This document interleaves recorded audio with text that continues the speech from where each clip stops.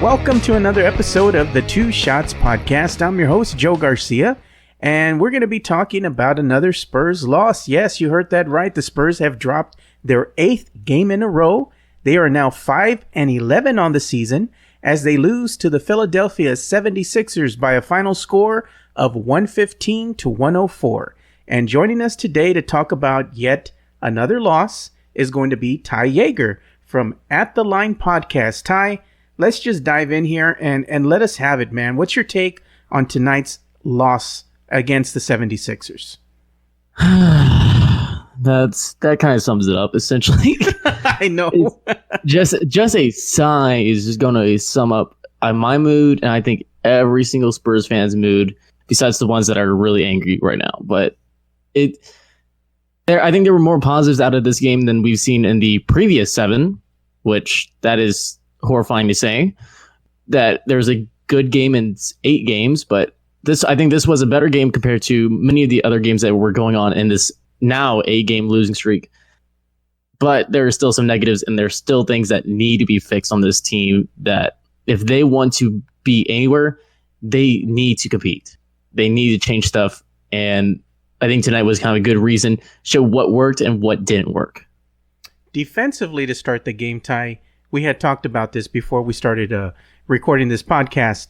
The Spurs actually looked pretty decent to start the game defensively, and when you look at the breakdown quarter by quarter, it was almost pretty even. I mean, for the first quarter, the Spurs kind of fell behind really quickly. It was the Philadelphia 76ers having the edge on us in the first by 29-22. Second quarter, dead even at 30 apiece.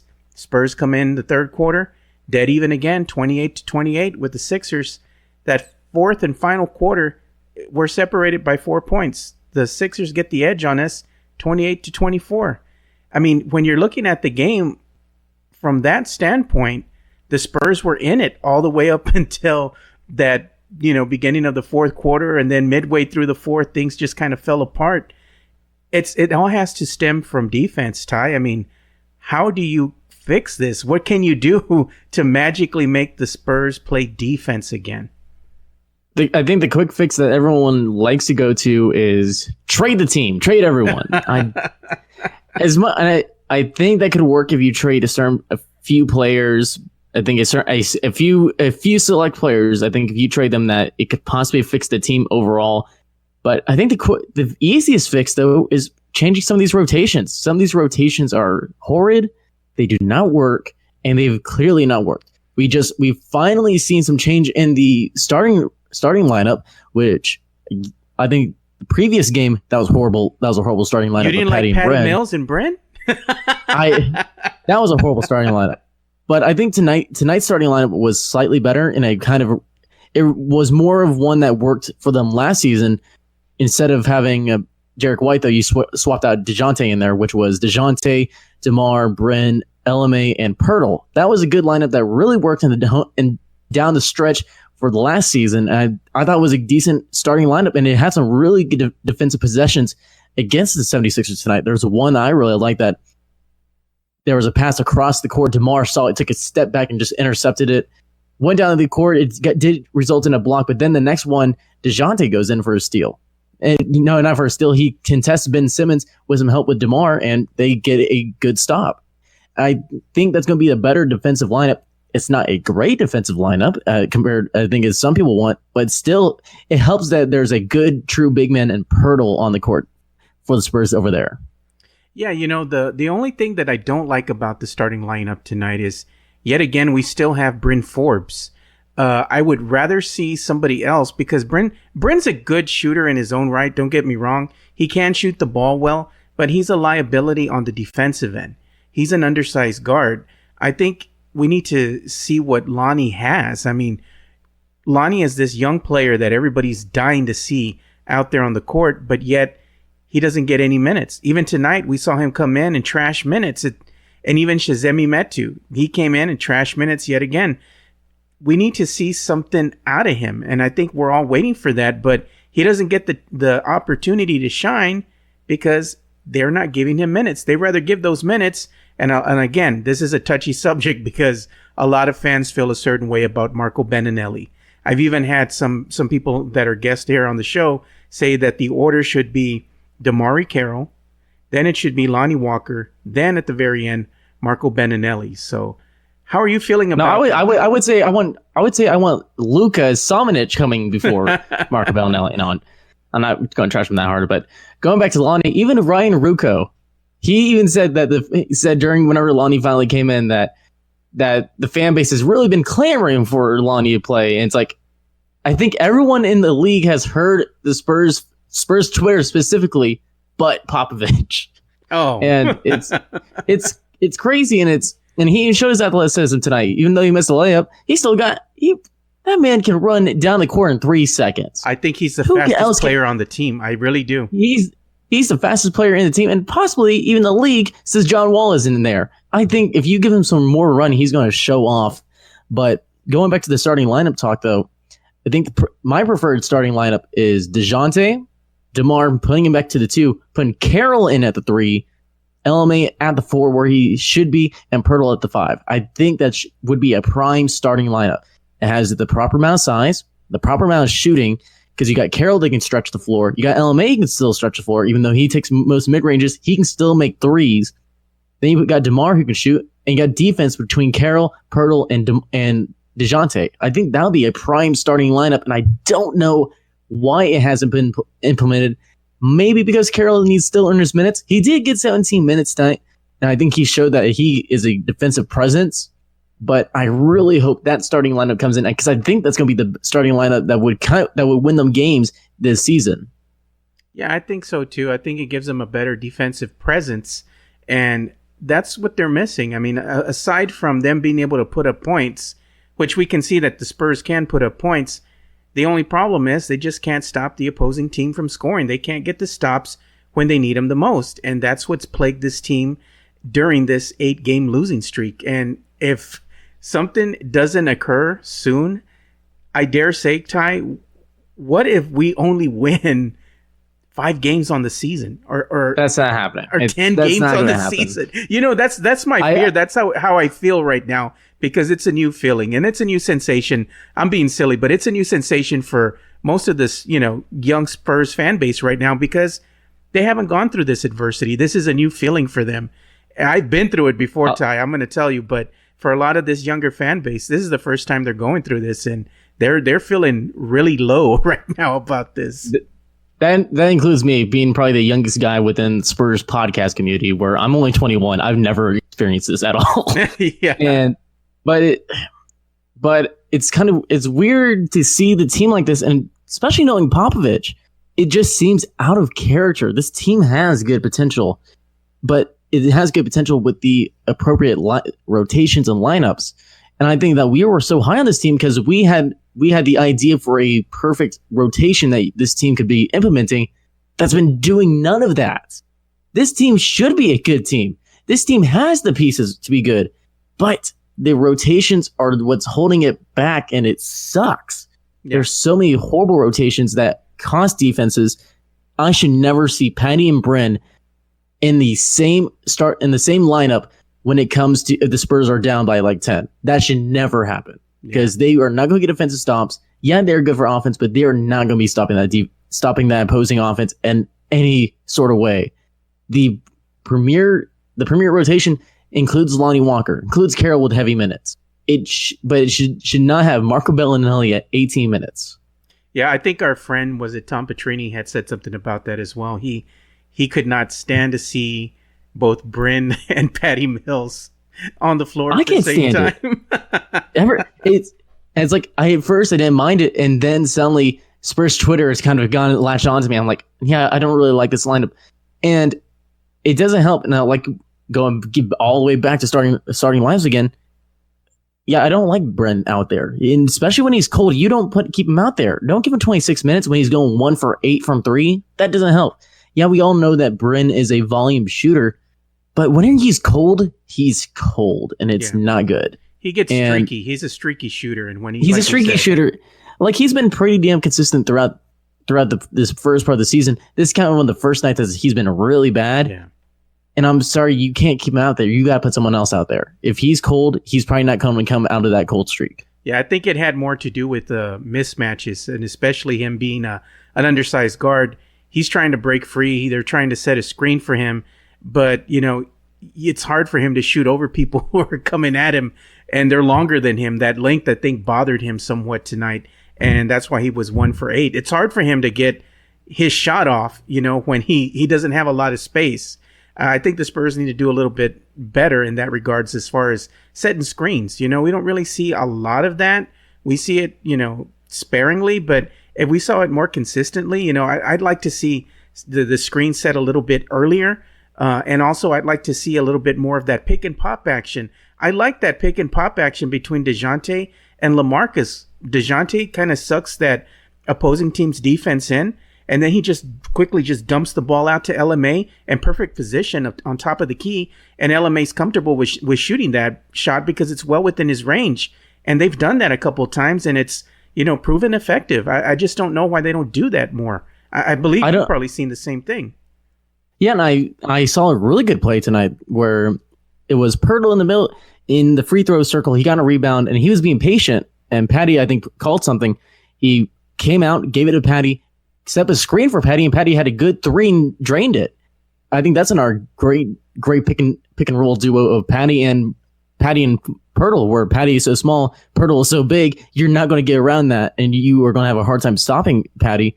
Now, again, they should pick and roll should be the bread and butter of this offense, especially when they really need scoring click in really big droves. Yeah, and we're not seeing that though. We're not seeing that though, but it also doesn't really show in the ratings where this offense is top 5 in the league. This is one of the top best offenses in the league, yet the defense is holding them back even further. Yeah. It's like there's really no issues, like major issues with this offense. If we're going to talk about the big issues of the offense, it's just some guys just get cold, and you kind of are limited to the mid range. But besides that, it's not showing that it's not been bad. Yeah. It's just the defense in this league. You need to have a good defense, no matter what. Even the Mavs, they don't have a great defense. They kind of have a middle of the road defense and a great offense, and they're doing just fine. That's what the Spurs just need to get into, like the teens with defense, and I think they'd be fine. I think they'd be winning games. But being in the bottom pit of the league, 3rd worst in the league for defense, you're not going to do that. Offense can only do so much. Yeah, I think their defensive rating was 27th out of 30 teams in the NBA, and it's probably going to get worse when they reallocate the stats tomorrow. If I look at the basketball reference.com, I wonder if they're still going to hold at 27. I think it may be better, just because this was kind of a better defensive game overall. There might have been some clicks where it didn't show that this defense was great, but they honestly held the Sixers to 30 points or less per quarter, and you kind of don't see that in this league anymore, where this league is kind of really high scoring. You're seeing 30, 40-point quarters. Hell, I think the Mavs had a 41-point quarter tonight too, looking at their box score. I think that's kind of a good highlight to look at, where they're at least holding teams under 30, especially a 76ers team, which they were kind of mismatched in the first place with, and that doesn't really help them. But I think holding on 30, think that's a good sign overall. Yeah, did it result in a win? No. But I think there's some positives to take out of this. And to note, the Mavs had a 37-point quarter and a 45-point quarter tonight against the Cavs. Yeah, I was going to circle back to defense, and I saw some plays in particular, and it all has to do with LaMarcus. LaMarcus is playing lazy defense out there. And Hubie Brown even pointed it out. Yeah, why can't he pick up his arms? He's playing defense, and he has his arms on his side. And he's just, sometimes he'll hold them up a little bit around his waist, and he just kind of stretches them outward, to his sides. He doesn't go above, like when you're playing basketball, one of the first things your coach will always tell you, pick up your arms. Pick up your arms, try to, get in front of your defender and obscure their view. If they can't see the basket, they're going to have a harder time shooting. LaMarcus plays defense with his arms horizontal or at, flat on his side. And I'm like, what are you doing? That's horrible. And then the opposing defender that he's guarding will just go around him or shoot right over him. And by the time he wants to react, since you have your hands so far down, it's a lazy reaction. It's a slow reaction. The opposing team member, the person he's guarding has already went into their jump shot, has already shot the ball, and then you have LMA coming over here, late reaction with his hands up, finally trying to go at the ball, and it looks awful. It looks lazy, and I saw that a lot tonight. The two things that you usually see from LMA, it's either one of the, it's either he's closing out and not putting his hands up, or he's putting his hands up and not closing out. It's either one of the two. Yeah. And it's in the Mavs game, it was horrible. Because I would just see him put his hands up, but he didn't really close out, and KP would just take him any day. And tonight, where it's saying that, it looks like he closed out, but he's not putting his hands up. And I'm always yelling, especially whenever I play pickup, say, put your hand in his face. That's all you need to do. Pick up your arm.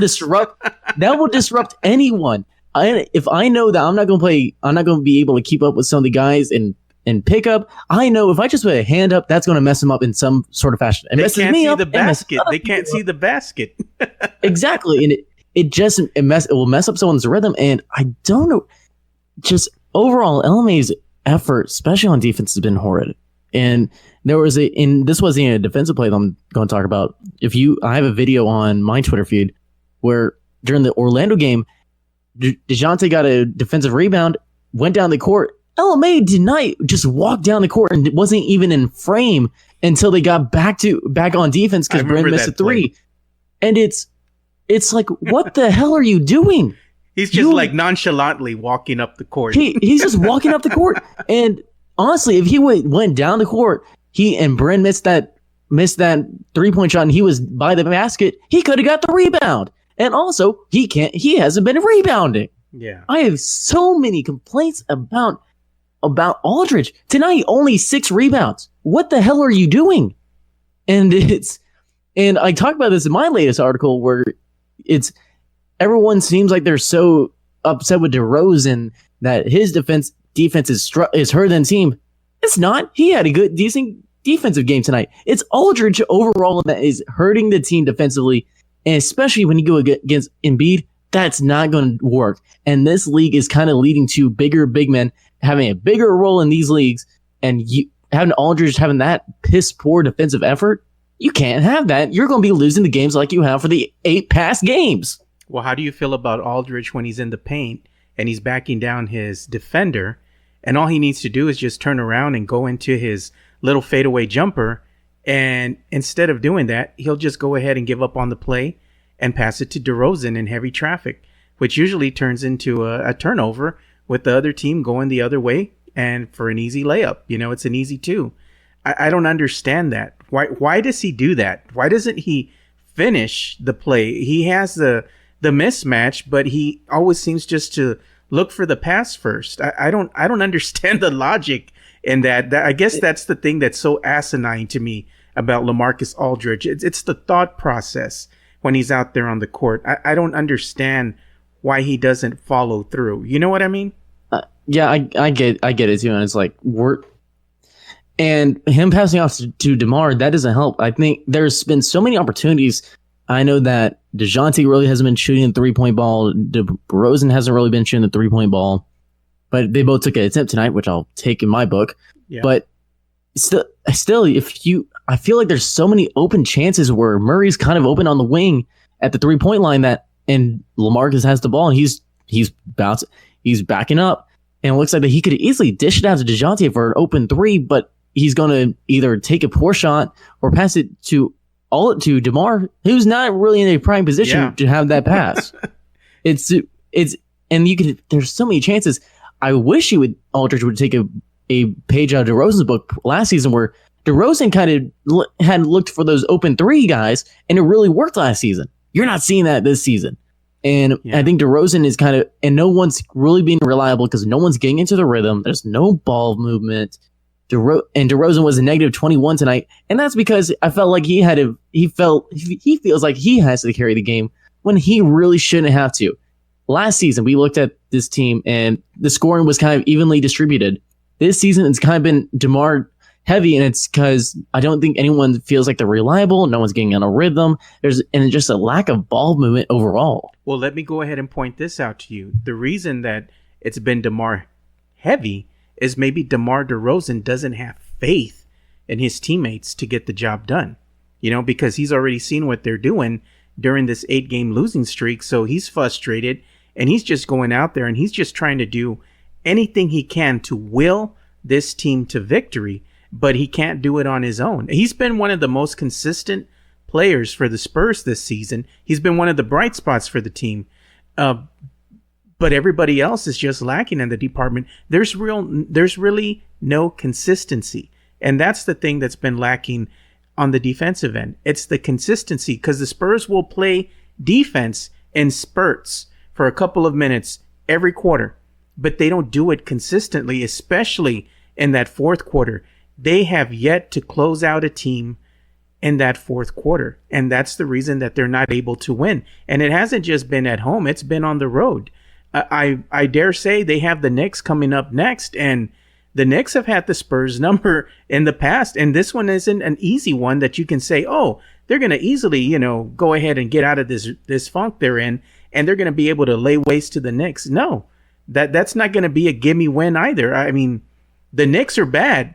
So if the Spurs lose to the Knicks, are the Spurs worse than the Knicks now, Ty?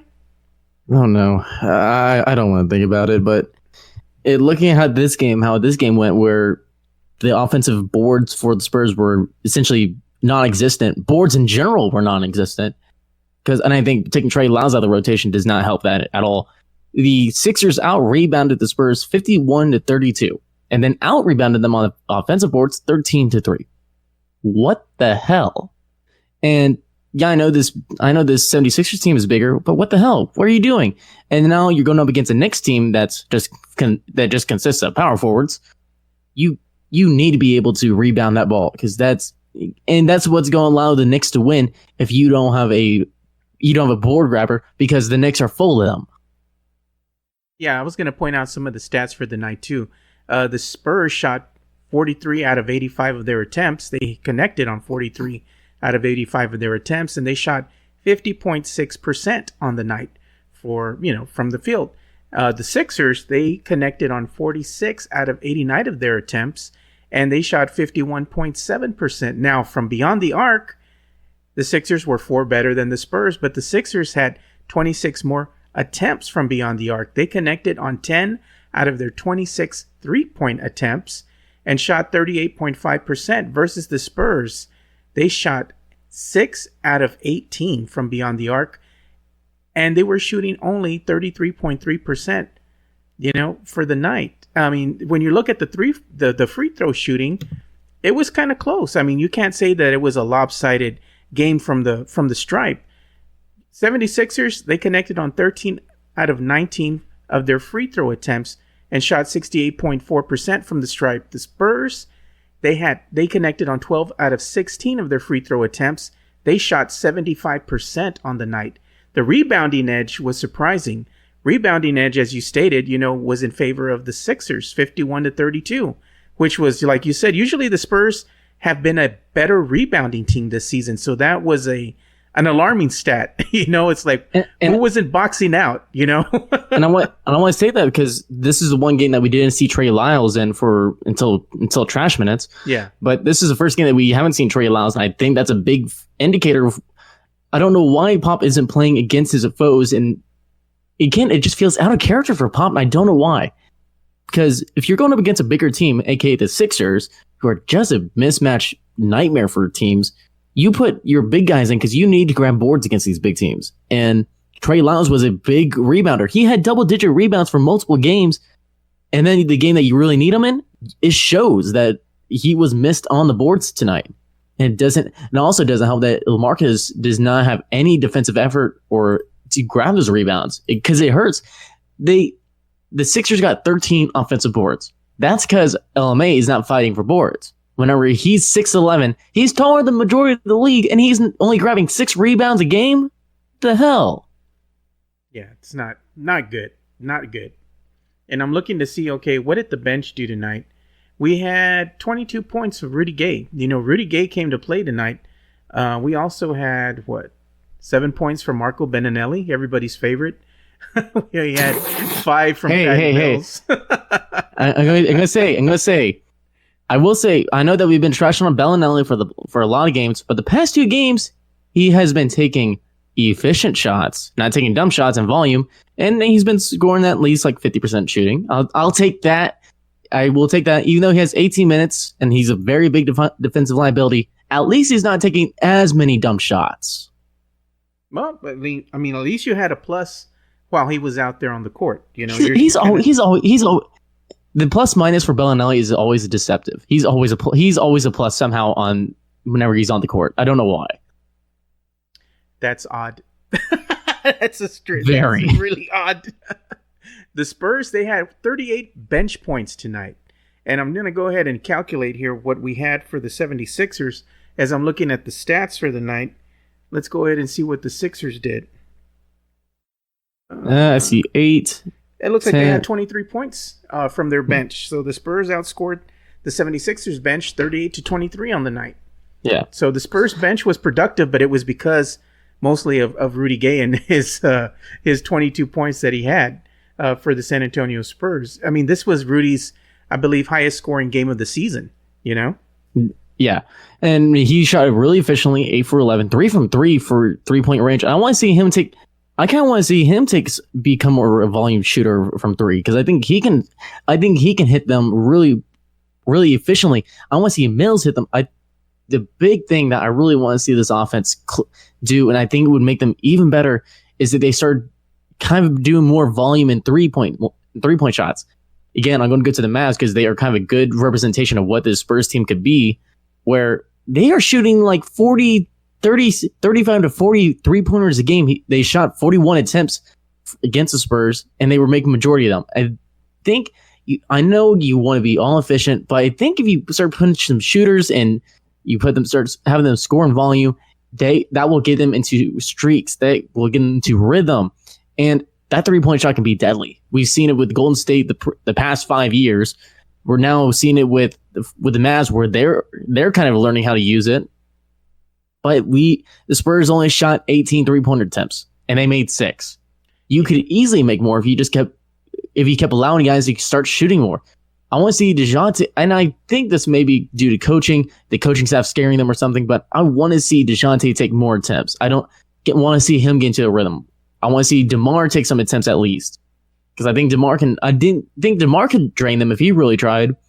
And then also add on Carroll, Gay, just keep feeding them and keep allowing them to take those 3-point opportunities, because I see so many times that they are at the 3-point line with some space and they just don't take it, and it aggravates me every single they become time. Complacent. They become complacent, and it's like by the time they decide to shoot it's already too late, you know?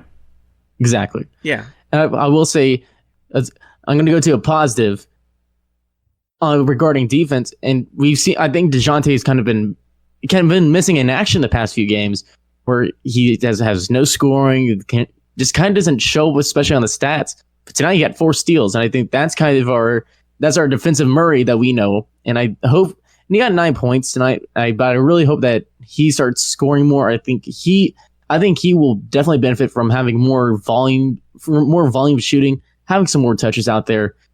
He went for 3 for 8 tonight, but I think he can do more if he just gets more touches and allows himself to get into a rhythm and get confident with his shot. And more minutes. They need to lift the minutes restriction already. How do you play?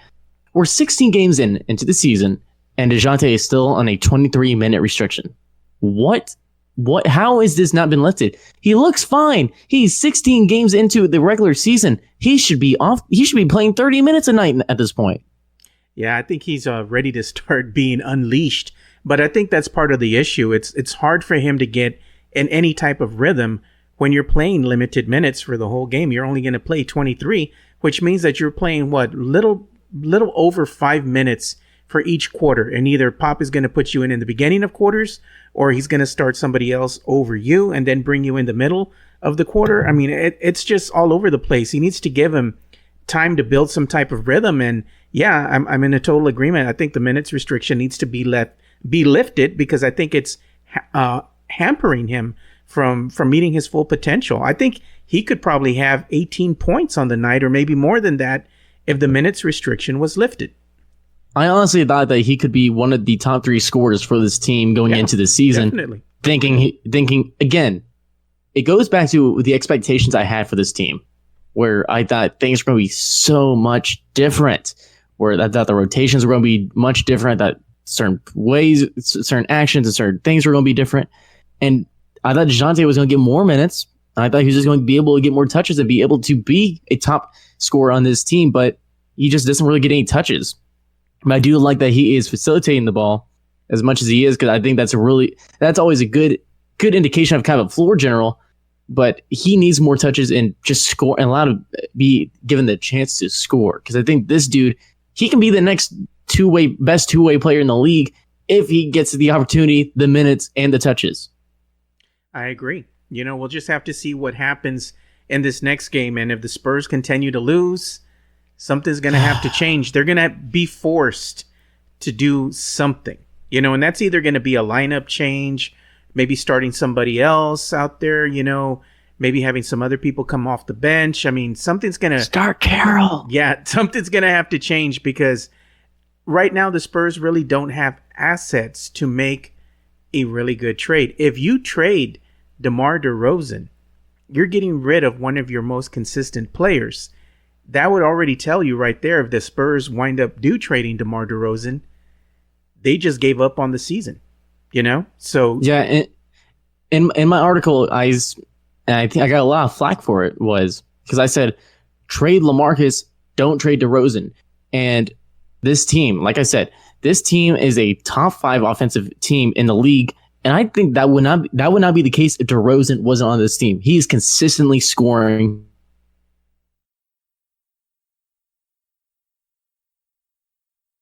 And he is a major reason that this team was actually in this game tonight. And in most of those other games. Yeah, they didn't finish it off because of rotations. But DeMar is the most consistent player on this team. And if you take him away, I don't know who's going to be the next go-to scorer, because it certainly is not LMA.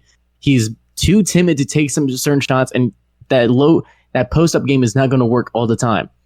Murray isn't ready just because from the lack of effort, lack of touches we've seen from him, not the effort. He has great effort.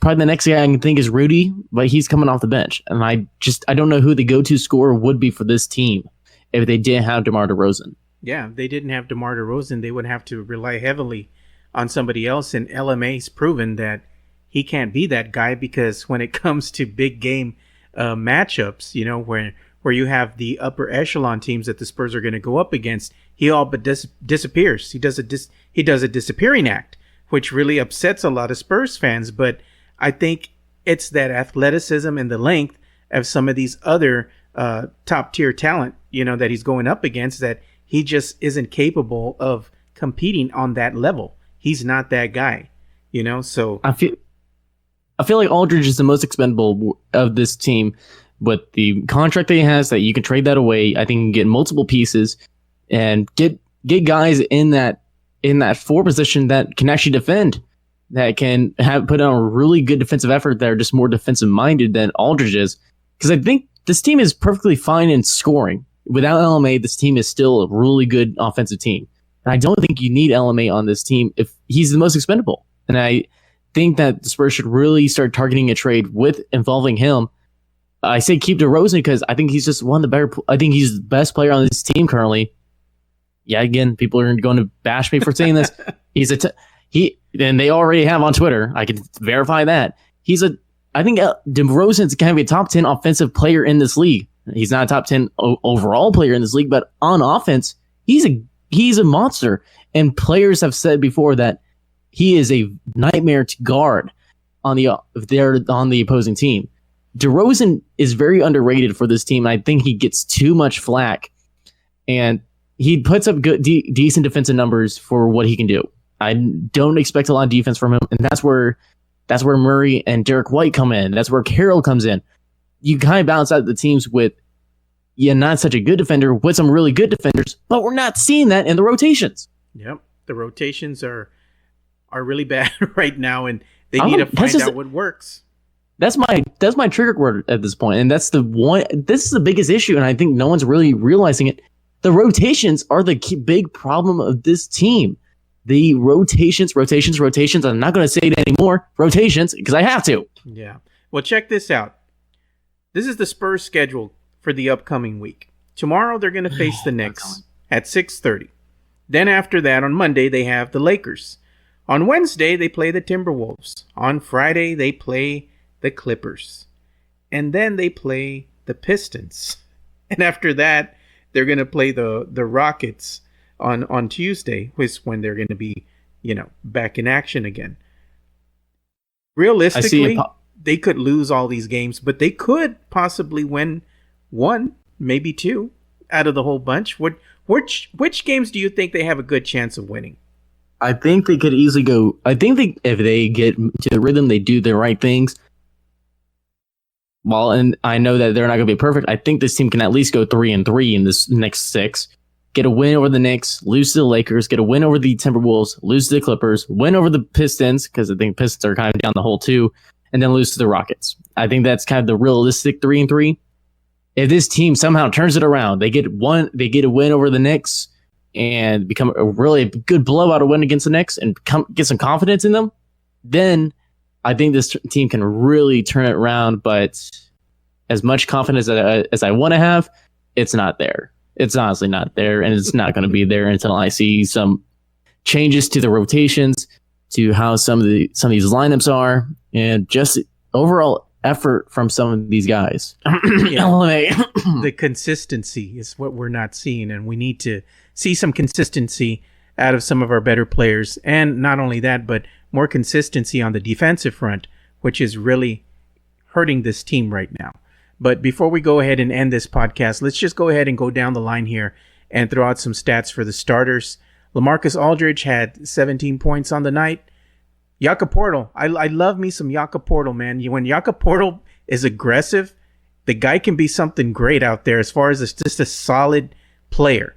He had 20- it doesn't really. I was going to say, because this stat line is not that really impressive from a glance. Yeah, but you have to see. You have to give Poeltl the eye test to really understand what big difference that he brings to whenever he's on the court. From the defensive standpoint, he's really good when he's engaged and he's aggressive and he's blocking shots and he's going after those rebounds.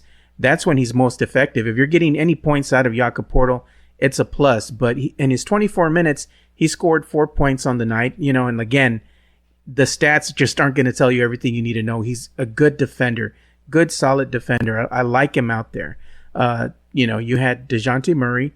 He played again 23 minutes. He only had 9 points. DeMar DeRozan had 33 minutes. He scored 29 points.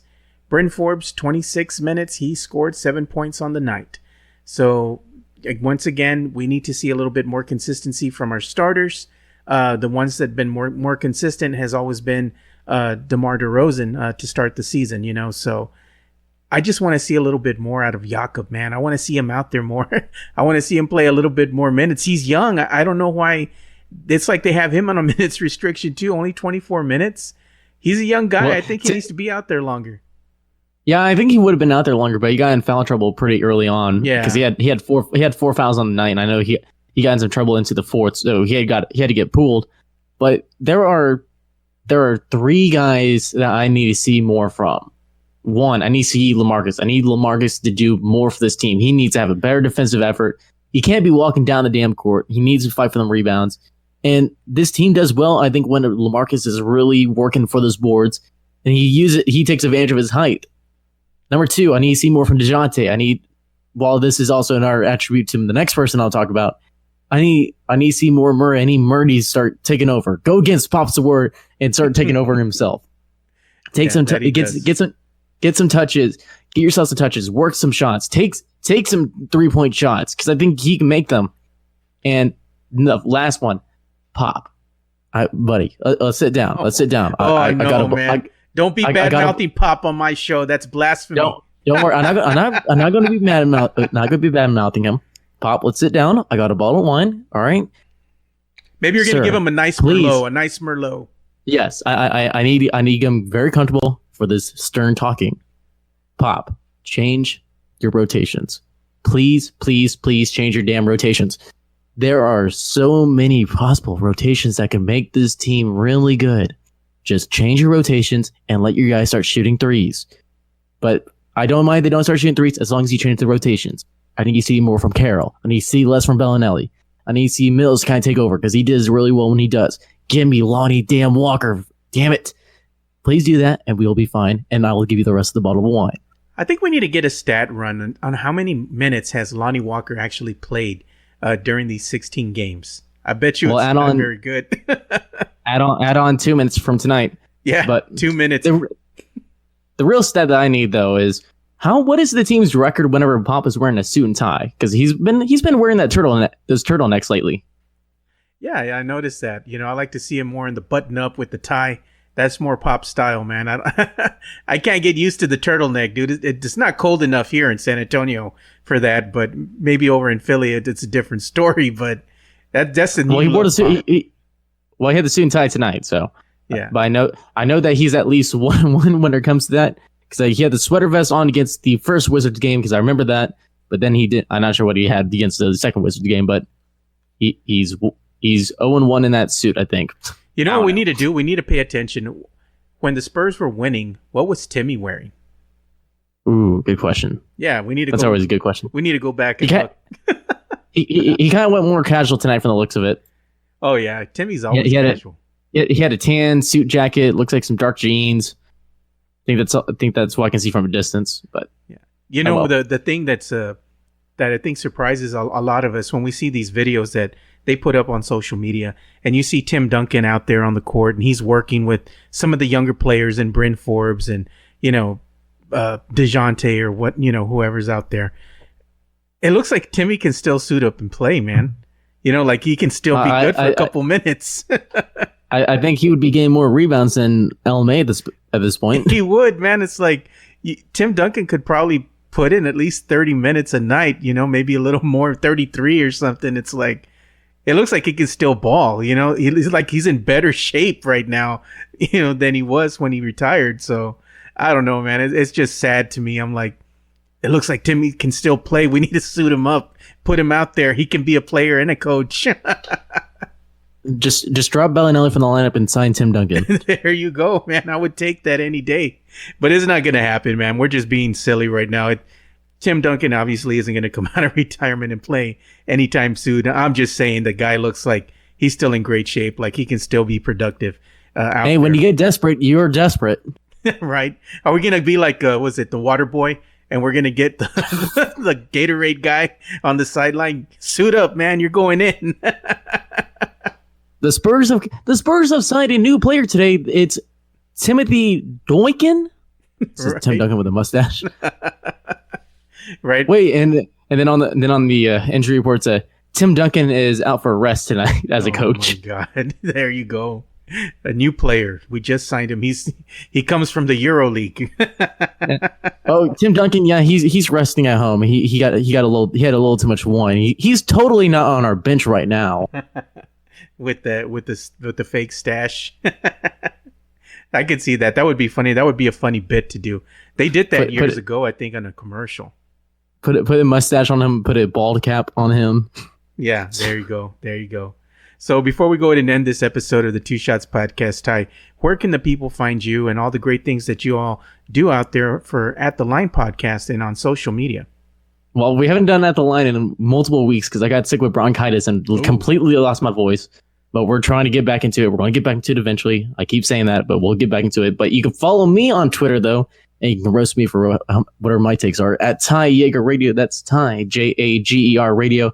And then you can follow us at The Line Pod on Twitter. I have a thing that I think I'm going to start doing. That's the post-game car chat. Whenever I'm in a car and it's post-game and I'm mad, I'm just going to live stream from now on. But you don't have autopilot, though, in your car, so... you just can't kick back, man. You gotta watch the road. I did it again after the Mavs game. I did pretty well. I just drive and not do anything else. I just drove around Arlington, Texas for like 30 minutes in like 3 circles. Yeah, there you go. It'd be nice if you had a Tesla. Then you could probably put it on autopilot. Oh, then I'd be definitely using my hands, expressing stuff, looking at stats while I just drive and yelling at the camera. Maybe it will happen. If you want to fund me, you can fund my new Tesla. No, I'm just kidding. You want the cyber? You want the cyber? Do you want that cyber truck? Yeah, I was gonna say, you guys can help me fund for that new truck. That Cybertruck kind of is reminiscent of a warthog from the Halo series. I saw that tweet out, and I tweeted out. It kind of looks more like a Puma. It looks like something. It looks like a Pinewood Derby car. Oh, you don't get that reference. Damn it. Yeah. If anyone watches Red versus Blue, you got my reference. There you go. I watch Red versus Blue. Yeah. Good. I don't know. It's like one of the first jokes where Griff is calling it. It looks more like a Puma. And yeah. It's like Sam Hell's a Puma. I remember watching that. That was a show me and my son used to love to watch when it was on YouTube. They would have new episodes released, and we thought it was quite funny. If you love Halo, you're gonna love Red versus Blue. If you haven't seen it, what's the thing you got to. I don't know how you haven't seen it. Hey man, some of these younger generation of kids, they haven't seen this stuff, man. They're all into TikTok now. I can't even get into TikTok. I can't, dude.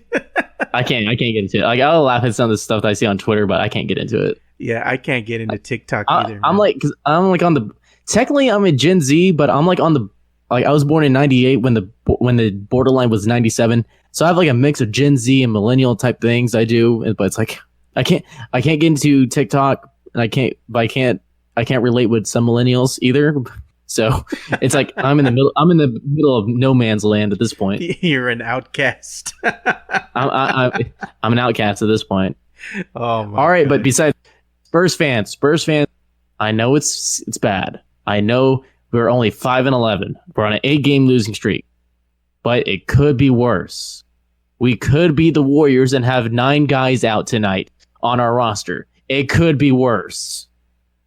It could be. So remember that. It can always get worse than it is already. So hopefully, like I said, man, maybe we need to get out the prayer candles. Need to go to the dollar store and get that good luck spray, that air freshener, and just spray it all over your house, for good luck. We got to do something, man. Need to go in the back alley and get those counterfeit like rabbit foots or the 3-leaf clovers. You need to negotiate for those. I'm ready to start a GoFundMe account for a curandera, dude, so we can get a Mexican witch doctor. And like, I don't know if there's a curse on this team or something, man, but we need to get that bad juju lifted, dude. Time to head to New Orleans and go to Voodoo. Yeah, something needs to happen, dude. It's desperate times, Ty. I might have to start a GoFundMe so we can get a curandera to come out here and lift the curse off the Spurs. So if you want to get the curse off the Spurs and my new Tesla, you can go to this address. Right? We need to get the cyber truck. The cyber truck will be the good luck charm. There you go. So you can also follow us at Two Shots Podcast, and it's all spelled out. TWOSHOTS Podcast on Facebook, Twitter, Instagram, and also on YouTube. Yes, we have a YouTube channel now, and you can go ahead and check us out and subscribe to our post game show that we have called the Spurs Takeover. We're doing this in partnership with Project Spurs, so make sure to go and subscribe and give us a like, and also make sure to go ahead and give Ty a follow, and make sure to give him a like as well. So for Ty Jager, I'm Joe Garcia, and thank you for listening to another episode of the Two Shots Podcast. And like we always say, spread the love, stop the hate, and be kind. We're out. Peace.